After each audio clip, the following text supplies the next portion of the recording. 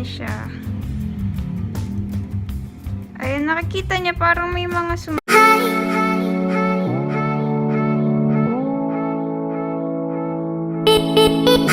Hi guys! Meron na naman tayong bagong video. So ngayon, meron tayong itatry para sa whiteheads and sa blackheads.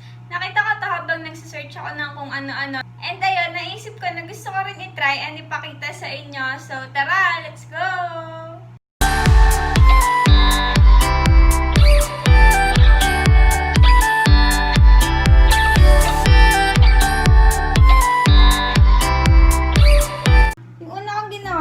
Meron akong panyo dito and binasa ko muna siya. Ayan, para lang sure na mas malinis. And ilalagay ko siya dito sa warm water. Ito pala is pinakuluan ko yung tubig and then nilagyan ko siya ng tubig na galing sa gripo para hindi sobrang init. Ayan.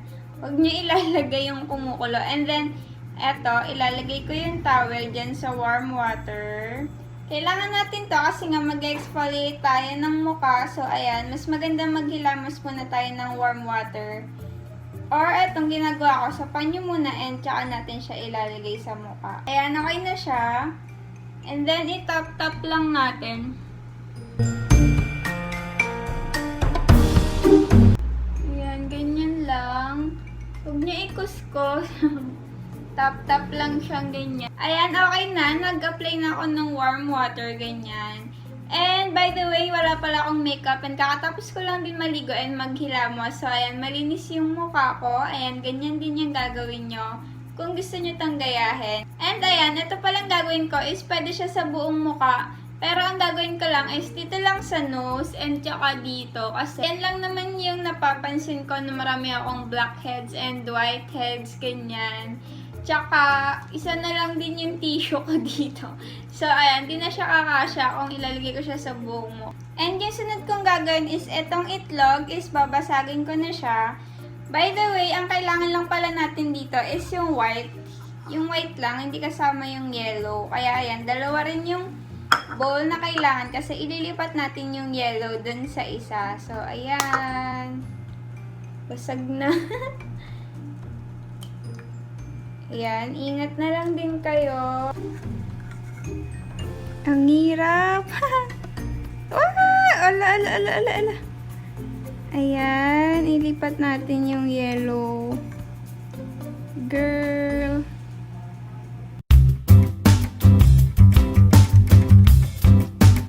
So, ayan guys, nalipat ko na siya. Ito yung gagamitin ko. Hindi siya perfect na puro white lang. Pero okay na yan. Ayan, dito pala marami akong mga blackheads dyan. Dito, ayan. Hindi ko alam kung nakikita nyo. Tsaka dito. So, ayan. Yan yung mga lalagyan ko ng egg mask. Ayan, yun yung tawag. And yung sunod is haluin lang natin to. Ito yung white ha. Yung white lang. Haluin lang natin siya ng onte. Pero, sakto lang. Hindi yung parang magluluto kayo. Okay na. And then, yung sunod na gagawin natin is itong brush. Meron akong brush dito. Ito lang siya.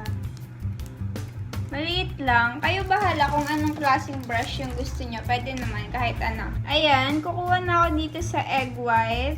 And ilalagay ko na siya doon sa part na lalagyan ko ng mask. And dito sa nose.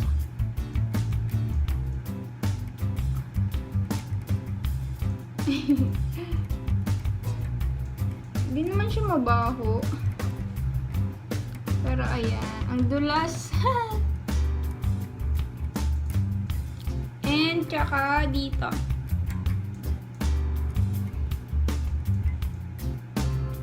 Ayan. Sarap sa feeling, ang dulas. And ilalagay ko na yung tissue. Ito.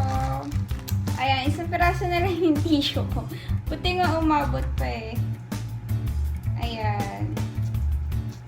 Punitin nyo lang kung gaano kaliit yung gusto nyo. And ayan, okay na to sa akin. Ayan. Tapos tsaka nyo siya idikit doon sa part na nilagyan nyo ng egg. Ayan. Make sure na ano ba itong ginagawa ko? And make sure na makakahinga kayo.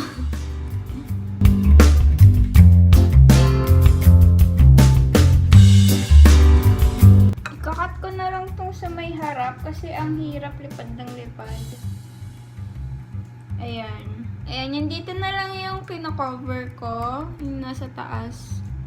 And ayan, maglagay pa tayo.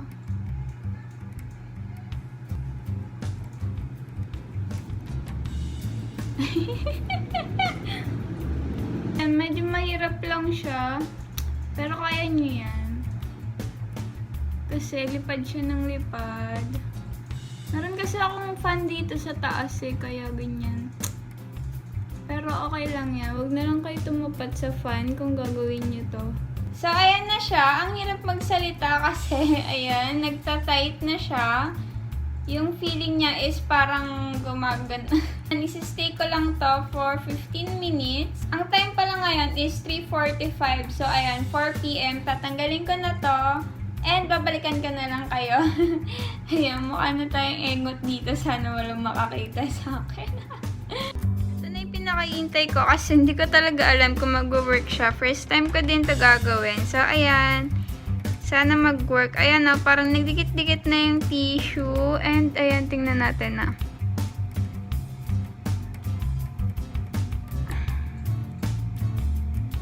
Ayan siya.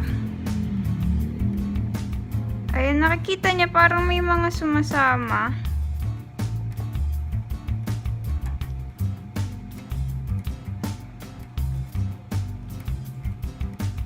Ayan, let's see. And dito naman, try natin. Ayan na siya.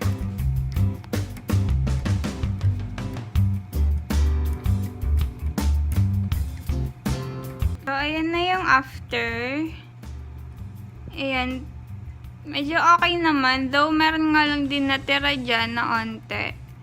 Pero okay lang yan. Next time, gagawin natin siya ulit. So, guys, ito na siya. Ito yung nilagay ko sa nose ko kanina. Ayan.